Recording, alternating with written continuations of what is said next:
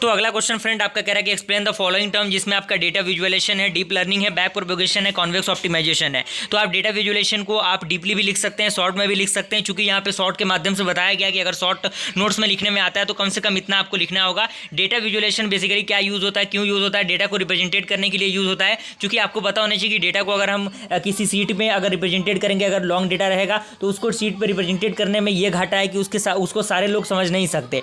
इसीलिए अंडरस्टैंडिंग के लिए डेटा विजुअलाइजेशन का यूज़ करते हैं, जिसमें चीज़ों को ग्राफ के माध्यम से, चार्ट के माध्यम से नहीं, ग्राफ के माध्यम से एक लाइन चार्ट जो आपका लाइन ग्राफ होता है, एरिया चार्ट होता है या फिर हिस्टोग्राम होता है, उसके मदद से हम चीज़ों को रिप्रेजेंटेट करते हैं। तो वही सारे पॉइंट्स इसके अंदर लिखे गए हैं और सारे पॉइंट्स को आप इजीली देख सकते हैं। और यहाँ पे टाइप भी बताया गया कि डेटा विजुअलाइजेशन दो तरीके से है। पहला आपका है तो न्यूमेरिकल डेटा विजुअलाइजेशन, दूसरा होता है आपका कैटेगोरिकल डेटा विजुअलाइजेशन। तो न्यूमेरिकल में क्या होता है, continuous data and discrete data, और जो आपका कैटेगोरिकल जो आपका डेटा विजुअलाइजेशन होता है उसमें binary data, nominal data and आपका ऑर्डिनरी डेटा होता है। ओके, तो यहाँ पे अगला आपका आता है डीप लर्निंग। डीप लर्निंग क्या हो, तो इसमें कह रहा है कि deep learning is a branch of machine learning which is based on the artificial neural network. यानी डीप लर्निंग क्या है, मशीन लर्निंग का पार्ट है जो कि आर्टिफिशियल न्यूरल नेटवर्क पर वर्क करता है and it is capable of learning of the complete pattern and the relationship with in the data. यानी ये क्या करता है, जो कंप्लेक्स पैटर्न होता है उसके रिलेशनशिप को क्या करता है, लर्न करने में मदद करता है।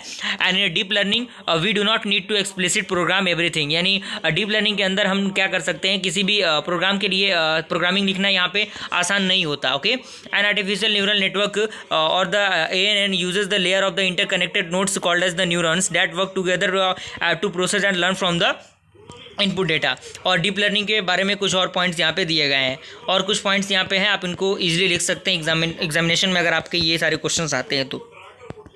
अगला आपका है बैक प्रोपगेशन। बैक प्रोपगेशन काफ़ी इंपॉर्टेंट है, जो कि आपका न्यूरल नेटवर्क के सब्जेक्ट के अंदर, न्यूरल नेटवर्क के पार्ट के अंदर ये आता है। तो यहाँ पे कह रहा है कि backpropagation is the algorithm that